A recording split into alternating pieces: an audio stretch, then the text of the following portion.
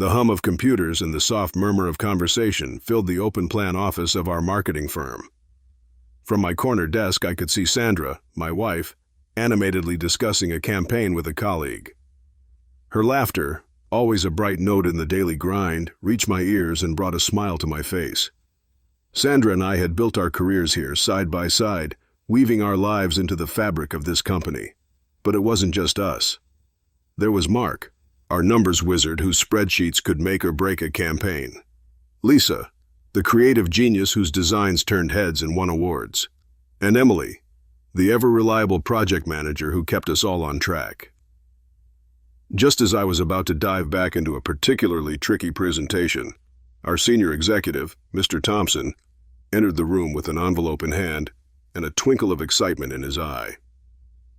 "Gather around, everyone," he called, his voice cutting through the office buzz.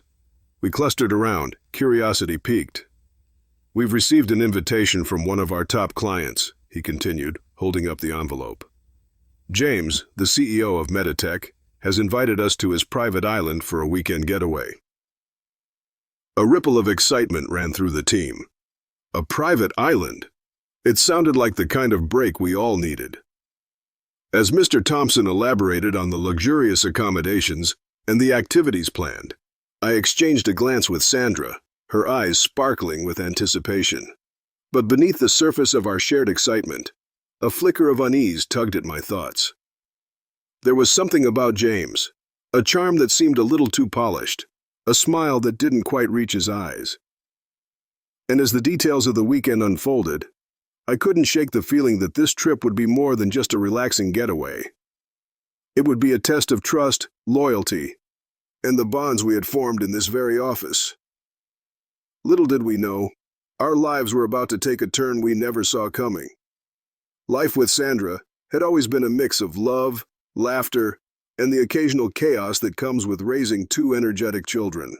Our evenings were a blur of homework, dinner, and bedtime stories, but we always found time to steal a quiet moment for ourselves, reflecting on our day and planning for the future. Our circle of friends, a lively and supportive group, often joined us for weekend barbecues and impromptu gatherings, filling our home with warmth and camaraderie. One evening, just as the kids were settling down with their favorite books, Sandra and I were sharing a glass of wine when my phone buzzed with an email notification. It was from Mr. Thompson, our senior executive. Curious, I opened it and read the contents aloud to Sandra. The subject line itself was enough to grab our attention. Exclusive invitation from James at Meditech. The email detailed an all-expenses-paid weekend getaway on James's private island, a retreat designed to reward our team's hard work and to foster deeper connections. Sandra's eyes lit up with excitement as I read on. "A private island, can you believe it?" she exclaimed, already envisioning the sun-soaked beaches and luxurious amenities. I couldn't deny that the prospect of a break from our routine was appealing. The anticipation began to build as we discussed the trip with our friends and colleagues over the next few days. Everyone was buzzing with excitement, speculating about what the island would be like and the adventures we might have. In the midst of this mounting anticipation, I found myself wondering about James. He was a charismatic figure, always impeccably dressed, and with an air of mystery that intrigued and unsettled me in equal measure. His invitation seemed generous, almost too generous, and I couldn't shake the feeling that there might be more to this trip than met the eye.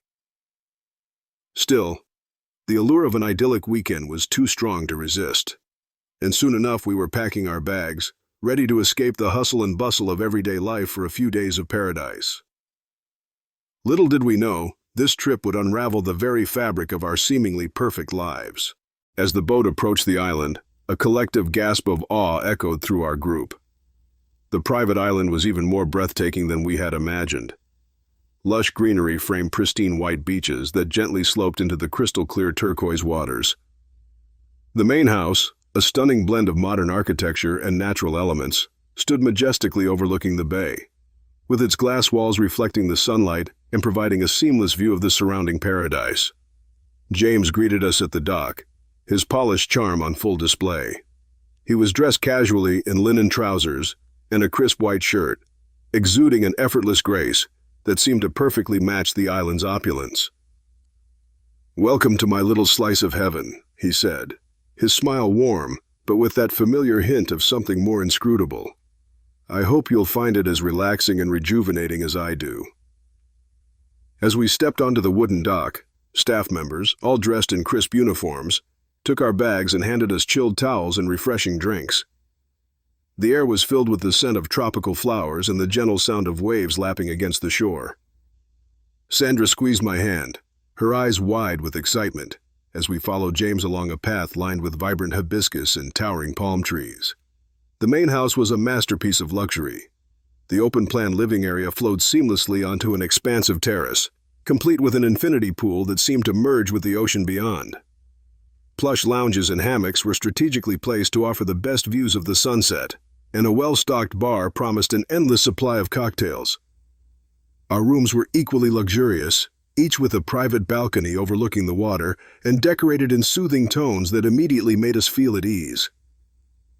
After settling into our rooms, we gathered on the terrace for a welcome drink. James raised his glass, his eyes twinkling as he addressed the group. "To a weekend of relaxation, good company, and new memories. I'm thrilled to have you all here, and I hope this place brings you as much joy as it does me." As we sipped our drinks and admired the stunning surroundings, it was easy to forget the stresses of our daily lives.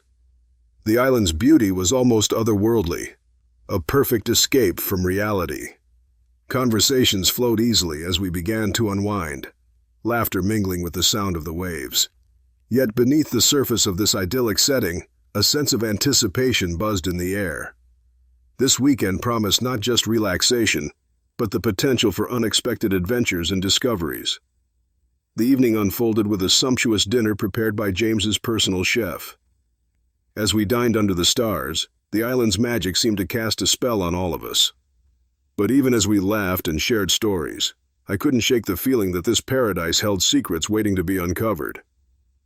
James's hospitality was impeccable, yet his gaze lingered a moment too long on Sandra, and the way she responded with a smile sent a jolt of unease through me. As the night drew to a close, we retired to our rooms, the sound of the ocean a soothing lullaby.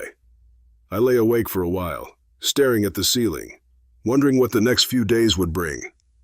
This island was a haven, a place where we were meant to relax and reconnect.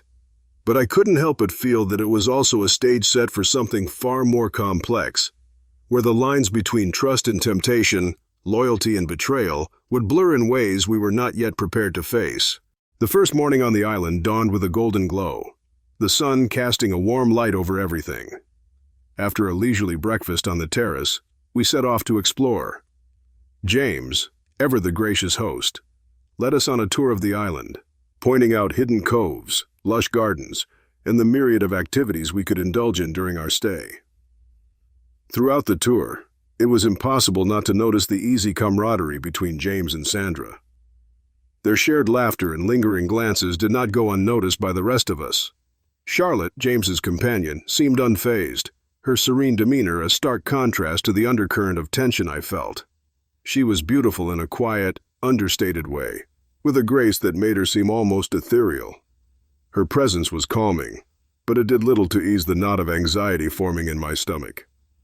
The day unfolded in a series of delightful activities, snorkeling in the vibrant coral reefs, lounging by the pool, and enjoying a lavish lunch prepared by the island's chef. Yet, even in the midst of such beauty and pleasure, I found myself watching Sandra and James, their interactions filled with a subtle, unspoken connection. At one point, as we rested in a shaded cabana, James leaned in to whisper something to Sandra, and she laughed, the sound carrying over the gentle breeze. I couldn't help but feel a pang of jealousy and a sense of foreboding. In the afternoon, we gathered for a friendly game of beach volleyball. The sun was high, the sand warm beneath our feet, and the atmosphere lighthearted. But as the game progressed, the competitive spirit brought out a different side in everyone. Sandra and James ended up on the same team, their playful banter and high fives only adding to the growing tension. Charlotte and I exchanged glances, her eyes revealing a knowing look that made me wonder how often she had witnessed such interactions. Later, as the sun dipped towards the horizon, casting a golden hue over the island, we gathered around a bonfire on the beach. The sound of waves provided a soothing backdrop as we shared stories and roasted marshmallows. It was during this relaxed setting that James made an announcement. "Tomorrow I thought we could have a little adventure," he said, his eyes twinkling with excitement. "There's a hidden lagoon on the far side of the island that's perfect for a secluded swim. How about we make a day of it?"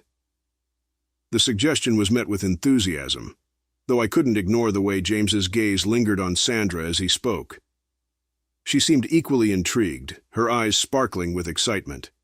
The sense of unease I had been feeling all day intensified, but I pushed it aside, reminding myself that this was supposed to be a time for relaxation and enjoyment. As the fire burned down and the group began to disperse, James and Sandra remained by the fire, their conversation hushed but animated. I watched from a distance, feeling a mixture of anger and helplessness. Charlotte joined me, her presence unexpectedly comforting. She gave me a sympathetic smile, her eyes reflecting an understanding that I found both reassuring and unsettling. "James has a way of drawing people in," she said softly, her gaze fixed on the pair by the fire. "It's part of his charm, but it can be complicated." Her words hung in the air, the implications clear. As I retired to our room that night, I couldn't shake the feeling that this weekend was unraveling into something far more complex than I had anticipated. The island's beauty was undeniable, but it seemed to be the backdrop for a drama that was just beginning to unfold, one where the boundaries of trust and loyalty would be tested in ways I was not prepared for. The next morning dawned with a sense of promise, the sun casting long golden rays across the island. We gathered for breakfast on the terrace, the ocean breeze adding a pleasant chill to the warm morning. James seemed particularly animated, and after breakfast, he asked Sandra and me to join him for a private chat. We followed him to a secluded corner of the terrace, overlooking the pristine beach. James leaned against the railing, his demeanor casual, yet purposeful. Sandra stood beside me, her expression curious. "Thank you for coming," James began, his eyes flicking between us. "I've been thinking about our team-building activities and had an idea that might sound unconventional, but could be incredibly rewarding." I felt a prickle of unease as he continued. "Sandra, I've been impressed by your creativity and insight. I was hoping you could spend some one-on-one time with me today to brainstorm some innovative ideas for Meditech's upcoming campaign. I believe your perspective could bring something truly unique." There it was, his proposition, wrapped in a veneer of professional interest, but laden with undertones that made my blood run cold. Sandra looked taken aback, but intrigued, her eyes meeting mine briefly before turning back to James. I don't know," she stammered, clearly torn. "It sounds interesting, but I should probably discuss it with my husband first." James smiled, his gaze steady. "Of course, I understand. I just think it could be a great opportunity for both of us to collaborate in a more focused setting." I couldn't believe what I was hearing. The audacity of his proposal, masked as a professional opportunity, felt like a blatant challenge. I turned to Sandra, trying to keep my voice steady. "Sandra, this seems unnecessary. We're here to relax and enjoy ourselves, not to work." Sandra looked conflicted, her brow furrowed in thought. "It's just for a few hours," she said quietly. "And it could be beneficial for the campaign." I could feel my frustration boiling over. "Beneficial? This is supposed to be a getaway, not a business retreat. I don't think it's appropriate." James's eyes narrowed slightly, though his smile remained. "I didn't mean to cause any tension. It was just a suggestion." But the damage was done. The tension between Sandra and me was palpable. She looked at me with a mix of frustration and pleading, as if asking me to understand her perspective. "Maybe we should just talk about this later," she said softly, trying to diffuse the situation. I nodded tersely, unable to shake the feeling of betrayal. "Fine, Let's talk about it later." The rest of the morning passed in a strained silence. The island's beauty seemed to mock the turmoil brewing within me. I couldn't shake the image of Sandra and James, alone together, their interactions under the guise of work. The idea of it gnawed at my insides, fueling my anger and disappointment. As the group gathered for the planned excursion to the hidden lagoon, I tried to push the thoughts aside. Sandra stuck close to me, sensing my mood, but the easy camaraderie we usually shared felt distant. James, ever the charmer, seemed unperturbed, effortlessly engaging with everyone around him. The boat ride to the lagoon was stunning, the clear waters revealing vibrant marine life below, but I could barely focus on the beauty around me. My mind was consumed with the morning's conversation and the unresolved conflict it had sparked. Upon reaching the lagoon, the group dispersed to explore and swim. Sandra approached me hesitantly, her expression pained. "We need to talk about this," she said, her voice barely above a whisper. "I didn't mean to upset you." I took a deep breath, struggling to contain my emotions. "Sandra, it's not just about being upset. It's about boundaries and respect. This is our time, our escape. Why does James get to dictate how we spend it?" She nodded slowly, her eyes filling with tears. "I know, I just thought it might be a good opportunity. But you're right, this is our time." As we stood there, the serene beauty of the lagoon contrasting sharply with our inner turmoil, I realized that this weekend was testing more than just our relaxation. It was testing our relationship, our trust, and our ability to navigate the complexities that had suddenly been thrust upon us. Sandra took my hand, squeezing it tightly. "Let's just enjoy the rest of the day, okay? No more distractions." I nodded, pulling her into a tight embrace. "Okay, let's do that." But even as we tried to salvage the day, the shadow of James's proposal lingered, a reminder that the island's paradise held more than just beauty. It held the power to unravel the very fabric of our lives. The sun had begun its descent, casting a golden hue over the island as we gathered for dinner on the terrace. The setting was perfect, yet the tension from earlier still lingered in the air. Conversations were polite but stilted, each of us lost in our own thoughts. Sandra sat beside me, her hand resting lightly on my arm, an attempt at reassurance that felt more like a reminder of the fragile state of our relationship. As the meal progressed, James proposed a toast. "To new opportunities and lasting friendships," he said, his gaze lingering on Sandra a moment too long. Glasses clinked, and everyone took a sip, but I couldn't shake the feeling that his words held a deeper meaning. It was during dessert that the evening took an unexpected turn. Charlotte, who had been mostly silent throughout the dinner, finally spoke up, her voice steady and clear. "James, I think it's time we were honest with everyone," she said, her eyes locking onto his. A hush fell over the table, all eyes on the two of them. James's smile faltered, and for the first time, I saw a flicker of uncertainty in his eyes. "What do you mean, Charlotte?" he asked, attempting to maintain his composure. Charlotte took a deep breath, her expression resolute.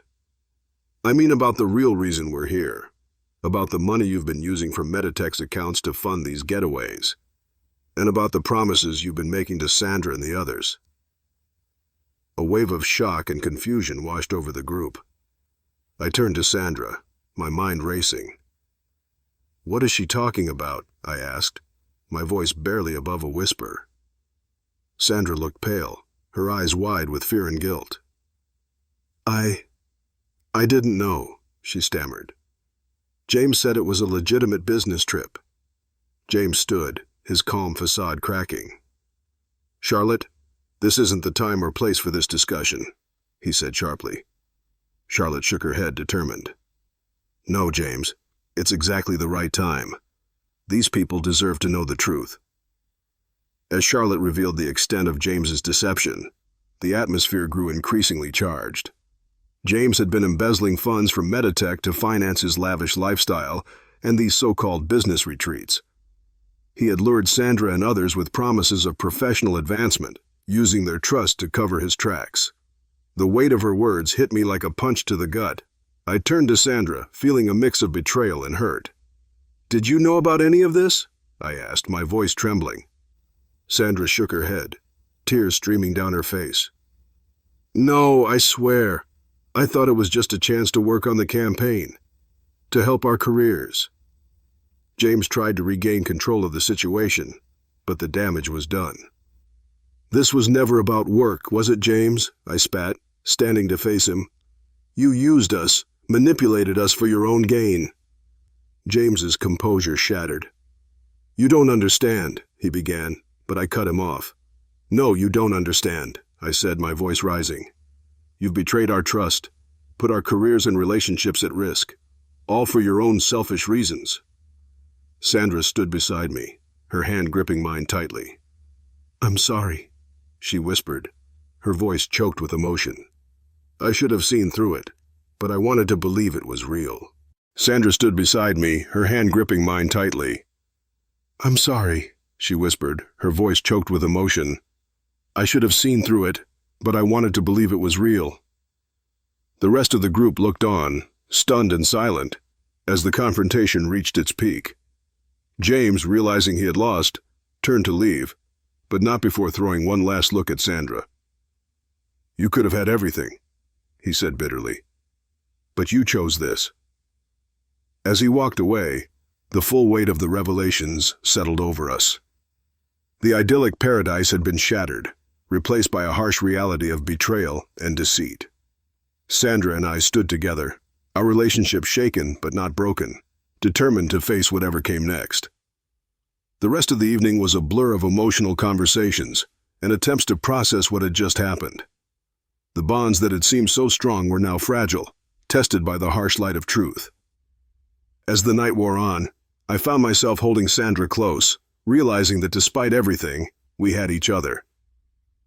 In the days that followed, we would have to confront the fallout from James's actions, both professionally and personally. But for now, we took solace in the fact that the truth had been revealed, and we could begin to rebuild what had been broken. The island, once a symbol of escape and luxury, had become a stark reminder of the complexities of trust and the resilience required to overcome betrayal. The morning after the confrontation felt like waking up from a bad dream. The air was still, the island's beauty unchanged, but the atmosphere among us was markedly different. Conversations were hushed, eyes averted, everyone trying to process the previous night's revelations. Sandra and I shared a silent breakfast on our balcony, the ocean's steady rhythm contrasting with the turmoil in my mind. I had thought the worst was behind us, but as the day wore on, a new sense of unease began to gnaw at me.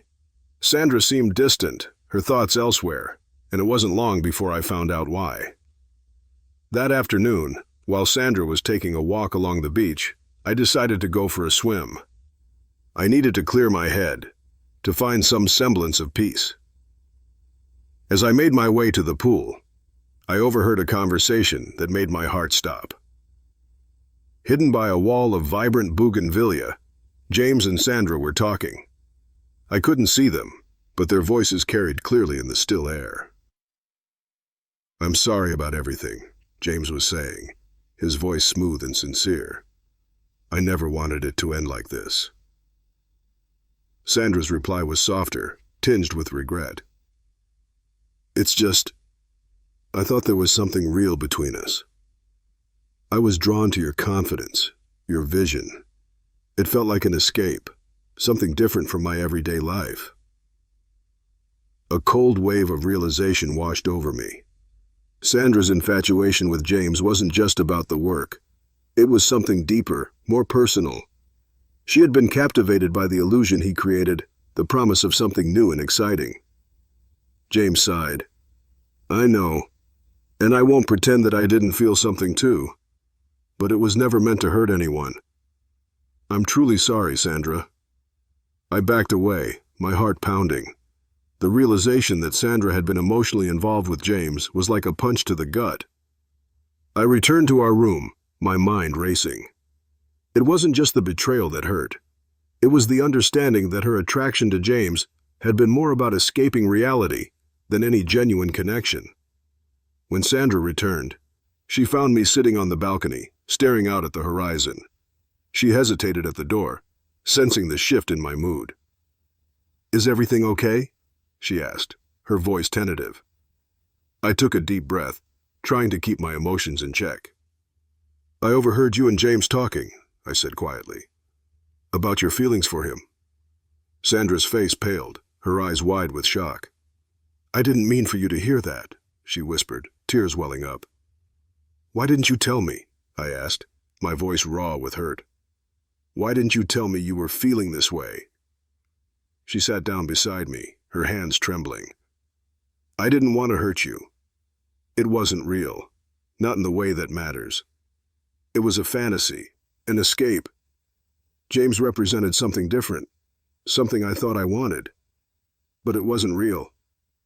Her words cut deep, but they also brought a strange sense of clarity. Sandra's infatuation had been with the idea of James, not the reality. It was a distraction, a way to escape the monotony of our everyday lives.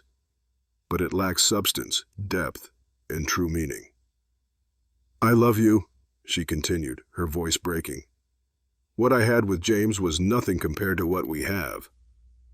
I know I made a mistake, but please believe me when I say it didn't mean anything." I turned to her, seeing the fear and regret in her eyes. "I believe you," I said slowly. "But it still hurts. We need to rebuild the trust that was broken." Sandra nodded, tears streaming down her face. "I'm willing to do whatever it takes. I don't want to lose you." As we sat there, the sun setting in a blaze of color, I realized that our relationship had been tested in ways I never imagined. The infatuation, the betrayal, the confrontation, it all felt like a storm we had to weather. But the storm had passed, leaving us with the task of rebuilding what was left. The island, once a symbol of escape and fantasy, now felt like a crucible, a place where our relationship had been tested and forged anew. It would take time, effort, and a lot of painful honesty, but I believed we could emerge stronger. As I held Sandra close, the warmth of her presence a balm to my wounded heart, I felt a glimmer of hope. We had faced the truth, and now together we could begin to heal. The morning after the confrontation felt like waking up from a bad dream. The air was still, the island's beauty unchanged, but the atmosphere among us was markedly different. Conversations were hushed, eyes averted, everyone trying to process the previous night's revelations. Sandra and I shared a silent breakfast on our balcony, the ocean's steady rhythm contrasting with the turmoil in my mind. I had thought the worst was behind us, but as the day wore on, a new sense of unease began to gnaw at me. Sandra seemed distant, her thoughts elsewhere, and it wasn't long before I found out why. That afternoon, while Sandra was taking a walk along the beach, I decided to go for a swim. I needed to clear my head, to find some semblance of peace. As I made my way to the pool, I overheard a conversation that made my heart stop. Hidden by a wall of vibrant bougainvillea, James and Sandra were talking. I couldn't see them, but their voices carried clearly in the still air. "I'm sorry about everything," James was saying, his voice smooth and sincere. "I never wanted it to end like this." Sandra's reply was softer, tinged with regret. "It's just, I thought there was something real between us. I was drawn to your confidence, your vision. It felt like an escape, something different from my everyday life." A cold wave of realization washed over me. Sandra's infatuation with James wasn't just about the work. It was something deeper, more personal. She had been captivated by the illusion he created, the promise of something new and exciting. James sighed. "I know, and I won't pretend that I didn't feel something too. But it was never meant to hurt anyone. I'm truly sorry, Sandra." I backed away, my heart pounding. The realization that Sandra had been emotionally involved with James was like a punch to the gut. I returned to our room, my mind racing. It wasn't just the betrayal that hurt. It was the understanding that her attraction to James had been more about escaping reality than any genuine connection. When Sandra returned, she found me sitting on the balcony, staring out at the horizon. She hesitated at the door, sensing the shift in my mood. "Is everything okay?" she asked, her voice tentative. I took a deep breath, trying to keep my emotions in check. "I overheard you and James talking," I said quietly. "About your feelings for him." Sandra's face paled, her eyes wide with shock. "I didn't mean for you to hear that," she whispered, tears welling up. "Why didn't you tell me?" I asked, my voice raw with hurt. "Why didn't you tell me you were feeling this way?" She sat down beside me, her hands trembling. "I didn't want to hurt you. It wasn't real, not in the way that matters. It was a fantasy, an escape. James represented something different, something I thought I wanted. But it wasn't real."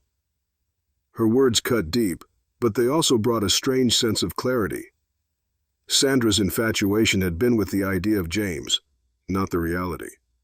It was a distraction, a way to escape the monotony of our everyday lives. But it lacked substance, depth, and true meaning. "I love you," she continued, her voice breaking. "What I had with James was nothing compared to what we have. I know I made a mistake, but please believe me when I say it didn't mean anything."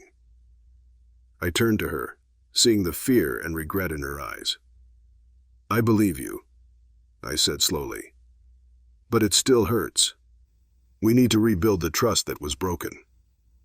Sandra nodded, tears streaming down her face. "I'm willing to do whatever it takes. I don't want to lose you."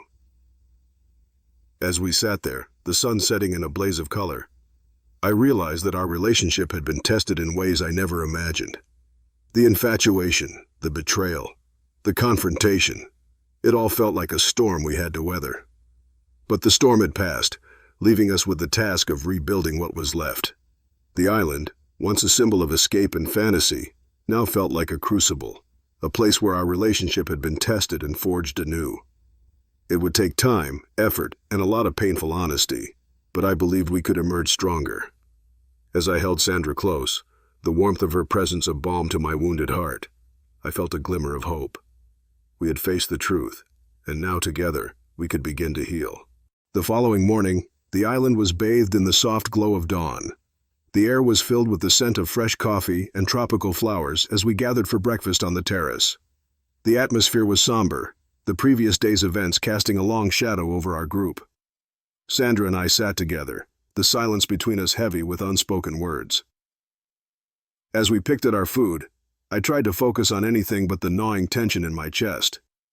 The conversations around us were muted, everyone seemingly lost in their own thoughts. It was Charlotte who broke the silence, her voice gentle but firm. "We all need to talk," she said, looking around the table. "There are things that need to be addressed if we're going to move forward." James, who had been conspicuously quiet, nodded in agreement. "Yes, I think it's time for some honesty," he said, his tone unusually subdued. Sandra shifted uncomfortably beside me, her hand brushing against mine in a silent plea for understanding. I took a deep breath, bracing myself for what was to come. Charlotte started, her gaze steady. "James and I have had our share of issues, and it's clear that those issues have affected everyone here. What happened was wrong, and it's important that we all acknowledge the impact it's had on our relationships." James looked down at his plate, a rare moment of vulnerability showing through his usually confident facade. "I've made mistakes," he admitted. "I let my ambitions cloud my judgment and I hurt people I care about. For that, I'm truly sorry." The words hung in the air, a tentative step towards reconciliation. But it was Sandra's turn to speak that truly tested my resolve. "I need to say something too," she began, her voice trembling slightly. "I got caught up in the excitement, the allure of something new and different. I let myself be drawn into something that wasn't real, and I hurt the person I love the most because of it." She turned to me, her eyes pleading for forgiveness. "I never meant to betray you. I thought I was chasing a dream. But it was nothing compared to what we have. I know I've made mistakes, and I'm so sorry for the pain I've caused." Her words were sincere, but they cut deep. The wound was still fresh, the betrayal too recent to fully process. I looked at her, trying to reconcile the woman I loved with the one who had been infatuated with another man. "Why didn't you tell me how you were feeling?" I asked, my voice barely above a whisper. "Why did you let it get this far?" Sandra's eyes filled with tears. "I was scared. Scared of admitting that I was unhappy, that I wanted something more. But I see now that what I was looking for was right in front of me all along. I love you, and I want to make this work." The sincerity in her voice was undeniable, but it didn't erase the pain. As I looked around the table, I saw the same mix of emotions reflected in the faces of our friends. We were all grappling with our own feelings of betrayal, hurt, and confusion. James cleared his throat, breaking the heavy silence.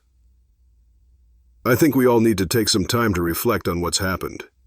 This island was supposed to be a place of relaxation and connection, but it's become a place of revelation and confrontation." As the group nodded in agreement, I felt a sense of devastation wash over me. Our marriage, once a solid foundation, now felt fragile and uncertain. The trust that had been broken would take time to rebuild, and I wasn't sure if we were strong enough to weather the storm. Sandra squeezed my hand, her eyes filled with hope and fear. "I love you," she whispered, "and I'm willing to do whatever it takes to make this right." I looked at her, my heart torn between love and pain. "I love you too," I said softly. "But we have a lot to work through. This isn't going to be easy." The breakfast continued, the conversations tentative and careful. We all knew that the journey ahead would be difficult, filled with challenges and painful truths. But there was also a glimmer of hope, a sense that maybe, just maybe, we could come out of this stronger. As the sun rose higher in the sky, casting a warm glow over the island, I realized that this place, with all its beauty and complexity, had forced us to confront our deepest fears and desires. It had revealed the cracks in our relationships, but also the potential for healing and growth. The path forward was uncertain, but as I looked at Sandra, I knew that we would face it together. The revelations of that breakfast had tested us, but they had also opened the door to a new beginning, one built on honesty, forgiveness, and a renewed commitment to each other. The evening had arrived with an oppressive heaviness, the sky cloaked in deepening shades of twilight. The island's beauty felt like a cruel joke, contrasting sharply with the emotional turmoil that had plagued us since the revelations. As we gathered for dinner on the open-air terrace, the mood was tense and strained. The table, adorned with candles and elegant place settings, seemed to mock the unease that hung in the air. Sandra and I sat across from each other, the distance between us growing more palpable with each passing moment. Despite her attempts at normalcy, trying to engage me in light conversation about the island's sights and the meal, we were both trapped in our own separate worlds. Her voice, though gentle and concerned, only served to highlight the rift that had formed between us. "How was your swim this afternoon?" she asked, trying to bridge the gap between us. I forced a smile, but it didn't reach my eyes. "It was fine. I didn't go far." Sandra looked down at her plate, clearly disheartened by my lack of enthusiasm. "You should have told me if you wanted to talk about something. I'm here for you." I glanced at her, the frustration in my chest threatening to break free. "I don't think talking about it right now is going to help," I replied tersely. The conversation dwindled as our fellow diners, Charlotte and a few of the remaining guests, engaged in polite, if somewhat awkward, chatter. James, no longer a central figure in our interactions, had taken a back seat, his presence now just a shadow of the chaos he had caused. The food was exquisite, but it was impossible to enjoy it with the emotional distance that now defined our evening. The clinking of cutlery and murmur of conversation became a backdrop to my growing sense of isolation. I could feel Sandra's eyes on me, her attempts to connect growing more desperate with each passing moment. As the dinner progressed, my frustration reached a boiling point. I excused myself from the table, needing a break from the suffocating tension. I wandered to the edge of the terrace, staring out at the darkening ocean, trying to find a moment of clarity in the stillness. It was then that I noticed her, Emily, one of the staff members who had been discreetly attending to our needs throughout the weekend.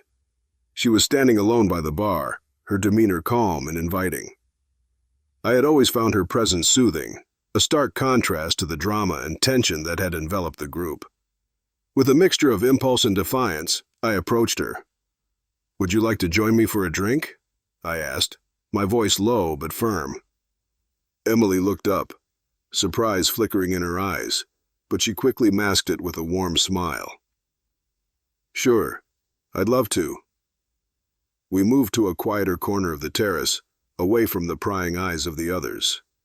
As we sat down, I felt a strange sense of relief. Emily's presence was a stark contrast to the tension I'd been experiencing. She was kind, attentive, and had a way of making the world seem a little less complicated. Sandra, who had been watching from afar, approached us cautiously. Her eyes were filled with a mixture of confusion and hurt. "Is everything okay?" she asked, her voice barely above a whisper. I looked up, meeting her gaze with a mixture of regret and resolve. "I just needed a break. Emily and I were talking about something." Sandra's face fell, her hurt evident. "I understand if you need space, but I'm here if you want to talk." I shook my head, feeling a pang of guilt, but also a sense of finality. "I think I need some time alone." As Sandra retreated, I turned my attention back to Emily, trying to escape the guilt that had started to settle in my stomach. We continued talking, and for a while, it felt as though the world outside our little bubble had faded away. The night wore on, and as the dinner concluded, I found myself walking away from the terrace with Emily by my side. The shift in dynamics was undeniable.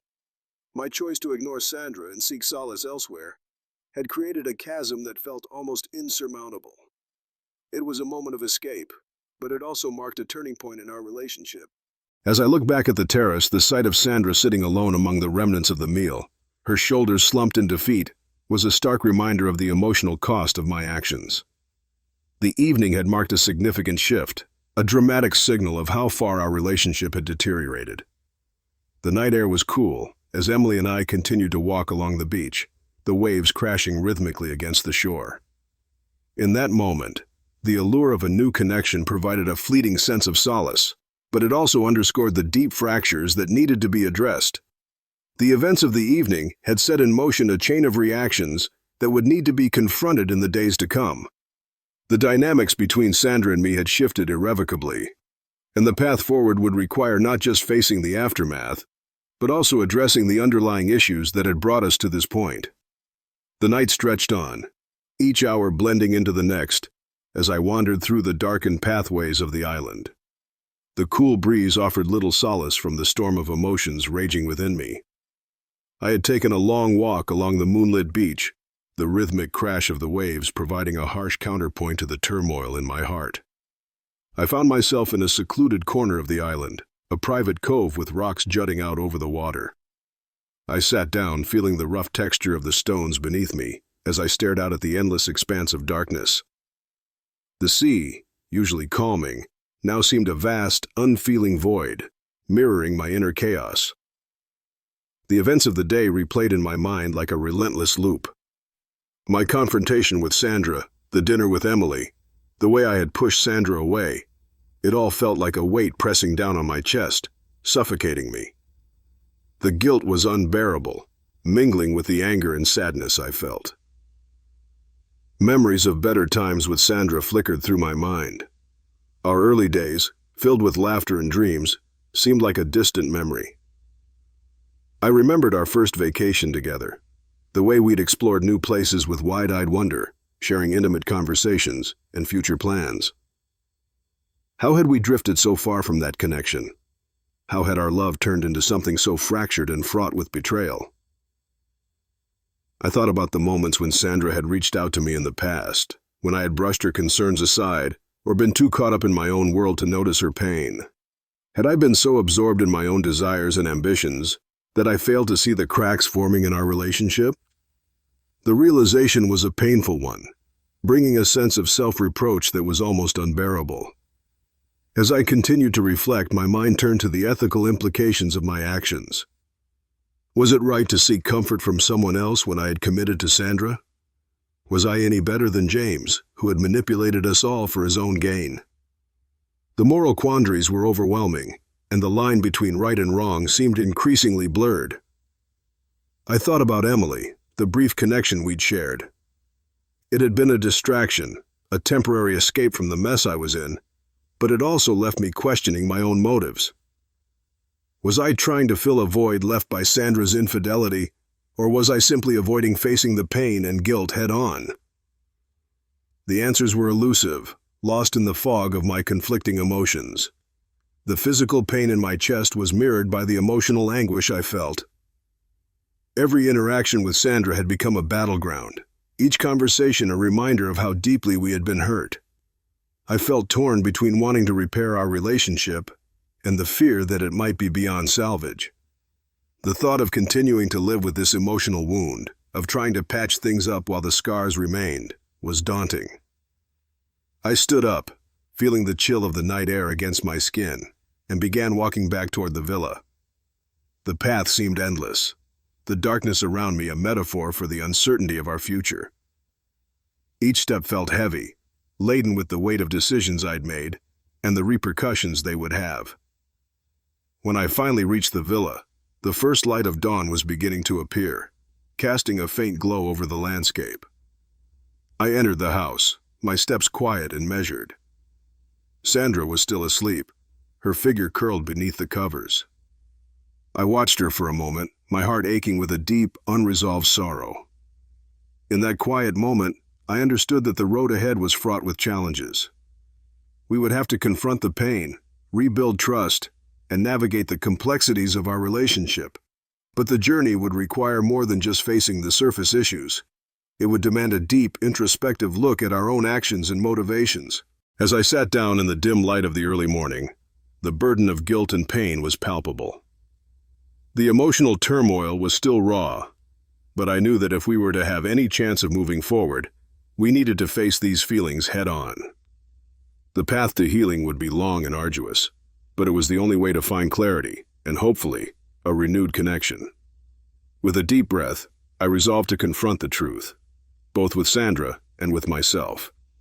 It was time to face the emotional turmoil, to come to terms with the past, and to work towards a future that, despite everything, still held a glimmer of hope. The trip back home was a somber affair, each mile stretching out like a reminder of the emotional landscape we were leaving behind. The once luxurious island had become a symbol of our fractured relationship, a place where betrayal and pain had come to light. Now, as we boarded the private plane that would carry us away from the idyllic setting, I could feel the weight of our experiences pressing down on me.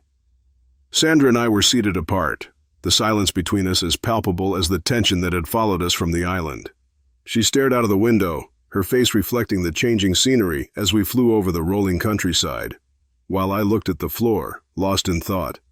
The luxury of the plane, with its plush seats and refined decor, felt like a stark contrast to the inner turmoil we were both experiencing. As we landed and made our way home, the familiarity of our surroundings provided little comfort. The driveway to our house, once a welcome sight, now seemed almost alien, like a reminder of the normalcy that felt so distant. Our children's excited voices and the warmth of our family home greeted us, but they did little to mask the lingering discomfort. The first few days were a whirlwind of activity, settling back into routine, catching up on work, and attending to the everyday demands of life. Yet the normalcy felt like an illusion, a thin veneer over the unresolved issues that remained between Sandra and me. I threw myself into our family life, hoping that immersing myself in the needs of our children and the logistics of daily living might provide a distraction from the underlying tensions.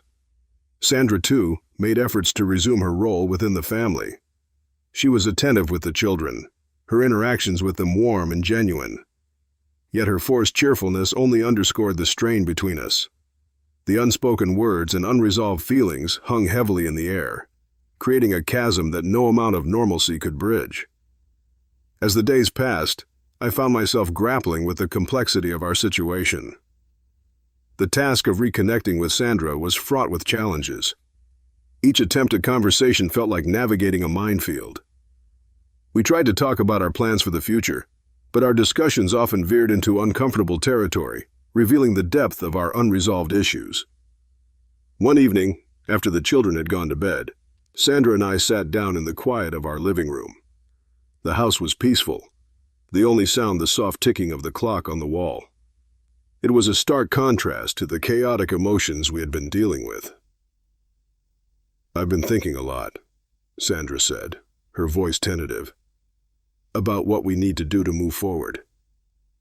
I looked at her, feeling the weight of our shared history. "I've been thinking about it too," I admitted, "about how we can rebuild what we've lost." We spoke for hours, our conversation filled with raw honesty and painful revelations. We talked about the betrayals, the hurt, and the dreams we had once shared. It was a painful process, but it was also cathartic. We had to confront the reality of our situation, to face the uncomfortable truths about ourselves and each other. Despite our efforts, the road to reconciliation felt daunting. The trust that had been shattered could not be easily repaired, and the emotional wounds we carried were deep. Yet, as we talked, there was a flicker of hope, a glimmer of the connection that had once been so strong. The days following our return were a mix of reflection and gradual adjustment. We began to seek counseling, both individually and as a couple, to help navigate the complexities of our relationship. It was a difficult step, but one that we both recognized as necessary for our healing. As we continued to integrate back into our daily lives, the challenges remained.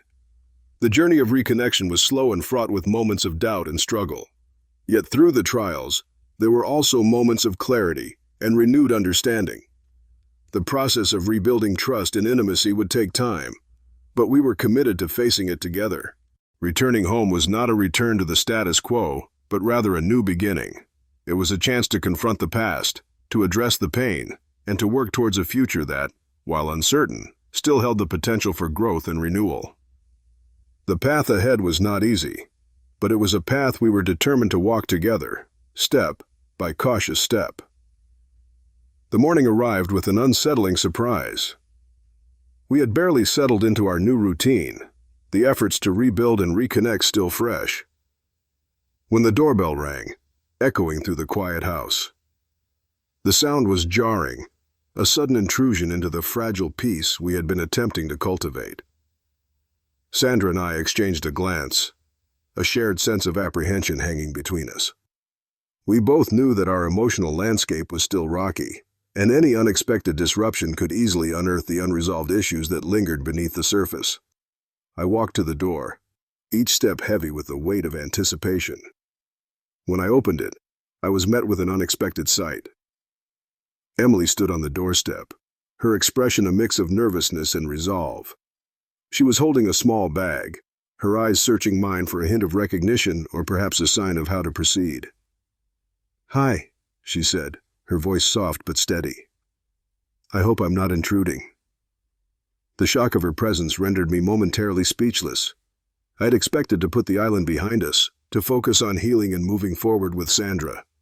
But here was a reminder of the past that I hadn't anticipated. "Emily," I finally managed, my voice tinged with confusion. "What are you doing here?" She looked past me, her gaze meeting Sandra's across the room. Sandra's face was a mixture of surprise and apprehension, her eyes flickering between Emily and me. I could sense the tension in the air, a palpable shift that seemed to magnify the complexity of our situation. "I needed to talk to you," Emily said, her voice wavering slightly. "There are things we need to clear up, things I've been thinking about since we left the island." I could see Sandra's expression harden as she processed Emily's unexpected arrival.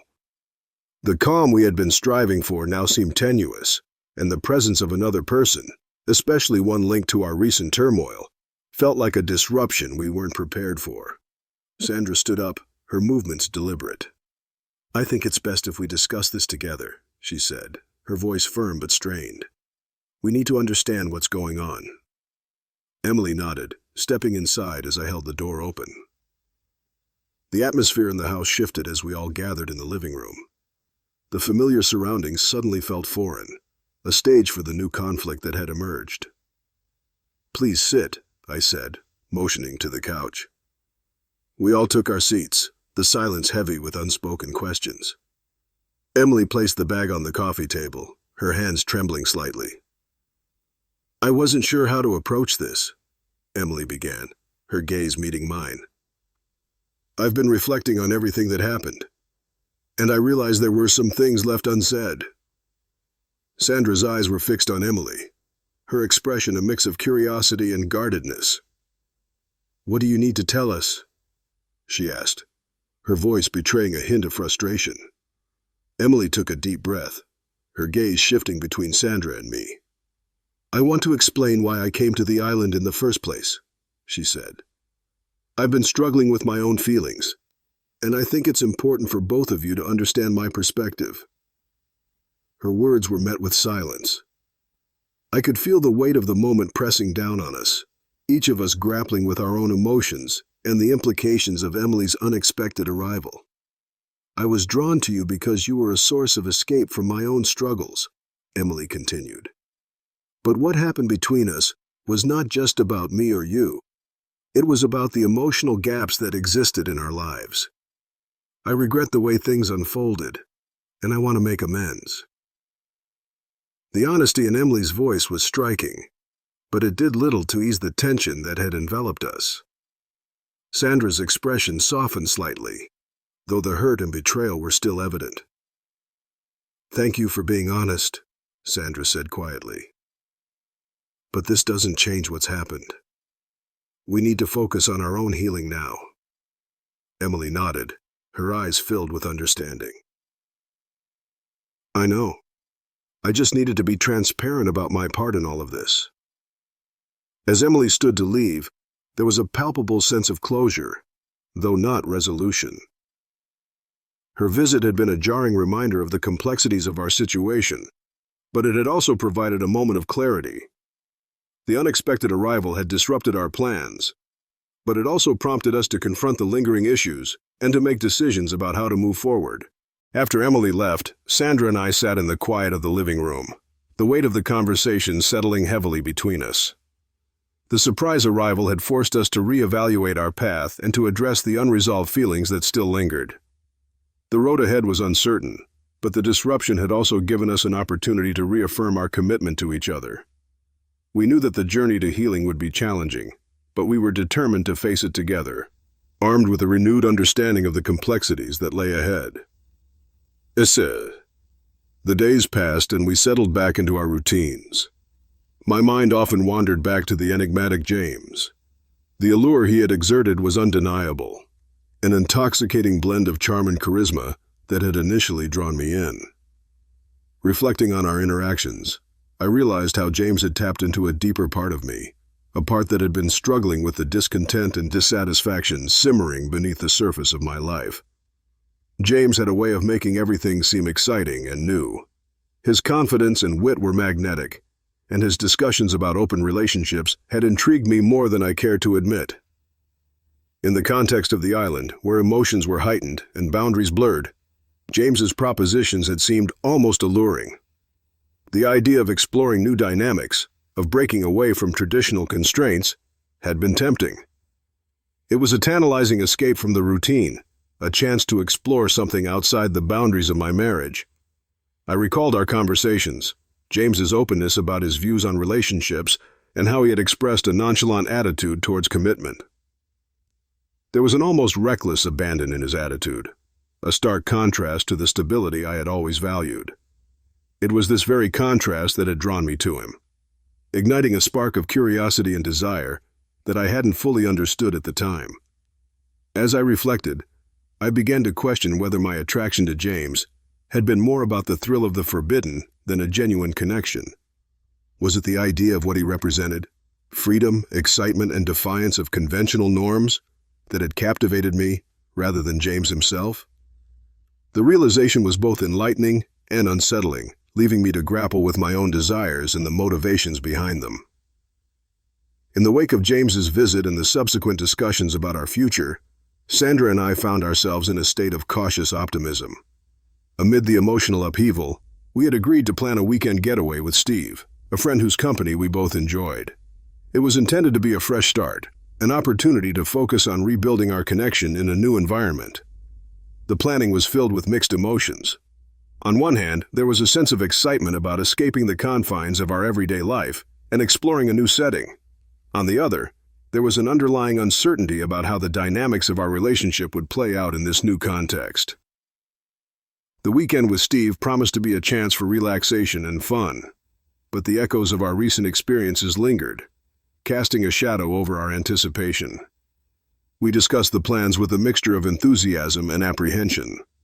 The destination was a charming countryside retreat, a place that promised tranquility and a break from the pressures we had been facing. Steve, aware of our recent struggles, was supportive and understanding, which provided a sense of comfort amidst the uncertainty. Yet, as we finalized the details, I couldn't shake the nagging worry about how the weekend would affect us.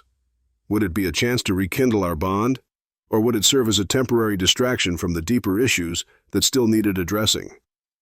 The uncertainty was palpable, and the thought of navigating these complexities with Steve present added an additional layer of complexity to our plans. In the days leading up to the weekend, Sandra and I made a conscious effort to focus on the positives.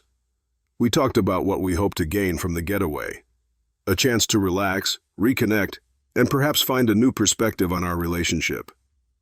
The weekend with Steve was meant to be a fresh start, a way to step away from the turmoil and find moments of joy and clarity. As we prepared for the trip, I found myself torn between hope and hesitation. The allure of a new beginning was enticing, but the shadows of the past were never far from my mind. The weekend with Steve was a step towards healing, but it was also a reminder of the ongoing journey we faced, a journey filled with uncertainty, challenges, and the potential for growth. The road ahead was uncertain, but we were determined to embrace the opportunity for renewal. The upcoming weekend with Steve was a chance to explore new dynamics, to test the waters of our evolving relationship, and to find moments of connection amidst the complexities that lay ahead. The weekend at the countryside retreat started with a promising sense of tranquility. The air was crisp, the landscape serene, and Steve's company was as enjoyable as ever. We settled into our cozy cabin, the flickering fire casting a warm glow over our conversations. The promise of a relaxing dinner that evening seemed like a perfect conclusion to a pleasant day. However, as the evening progressed, things began to unravel in ways we hadn't anticipated. Dinner was meant to be a casual affair, a chance to enjoy good food and easy conversation. But as the first course was served, an unexpected phone call interrupted our evening. Steve's phone rang, and his face paled as he glanced at the screen. It was clear something was amiss. Steve excused himself, stepping outside to take the call. Sandra and I exchanged worried glances, the atmosphere of the evening suddenly charged with tension. When Steve returned, he looked visibly shaken. His mood altered from the easygoing demeanor we had come to know. "Everything okay?" I asked, trying to mask my concern. Steve hesitated before answering, his voice strained. "There's been an issue with one of my projects back at the office. It's urgent, and I need to handle it immediately." The change in mood was palpable. Sandra, already sensitive to the complexities of our situation, looked uncomfortable. The evening that was supposed to be a peaceful escape was now fraught with stress and uncertainty. Steve's sudden departure left a void in the dinner conversation, and Sandra and I found ourselves alone with our thoughts. The emotional undercurrents that had been simmering beneath the surface now bubbled up, exacerbated by the unforeseen disruption. As we ate in silence, the tension between Sandra and me became more pronounced. The intimacy of the setting, once a backdrop for potential reconciliation, now seemed to highlight our unresolved issues. The absence of Steve only intensified the focus on us, and the silence became a breeding ground for unspoken feelings and frustrations. After dinner, as we sat by the fire in the dimly lit cabin, the emotional weight of the day could no longer be ignored. Sandra and I found ourselves in a rare moment of raw honesty, spurred by the events of the evening. "Why does everything always seem to fall apart when we try to make things better?" Sandra asked, her voice tinged with frustration. I took a deep breath, feeling the weight of her words. "I don't know. It's like every time we try to move forward, something pulls us back. Maybe it's because we're not really dealing with the core of our problems." Sandra's eyes searched mine, a mixture of anger and vulnerability reflected in her gaze. "What are we even doing?" We keep trying to patch things up without really addressing what's at the heart of it all. The conversation turned into a confrontation, each of us laying bare the raw truths we had been avoiding. We talked about our feelings of betrayal, the confusion about our relationship's future, and the deep-seated issues that had been festering. "It's not just about James or Emily," Sandra said, her voice breaking. "It's about what we've become, how we've lost sight of each other in the process." I nodded, feeling a surge of guilt and regret. "I know. I've been so caught up in trying to find answers outside of our relationship that I've neglected the fact that we need to face these issues together." Our confrontation was intense, filled with painful admissions and emotional rawness. We confronted the ways we had hurt each other, the mistakes we had made, and the fears that had been driving our actions. It was a difficult process, but it was also a necessary one. In the midst of the emotional turmoil, we reached a point of realization. The issues between us were not just about external events or individual actions. They were about deeper, unresolved conflicts within our relationship. The decisions we had made and the paths we had chosen had all contributed to the rift that had grown between us. As we talked, it became clear that the path to healing required more than just surface-level fixes. It required an honest examination of our motivations, actions, and the underlying issues that had led us to this point. The confrontation was painful, but it also offered a glimmer of understanding, a chance to reassess our relationship and make choices that would either mend the rift or lead us to a new understanding of our future together. By the end of the evening, as the fire burned low and the cabin grew quiet, we were left with a sense of clarity amidst the confusion. The confrontation had revealed the depth of our struggles, but it had also highlighted the need for continued effort and introspection. The road ahead was uncertain, but the realization that we needed to face our issues head-on was a crucial step towards finding resolution.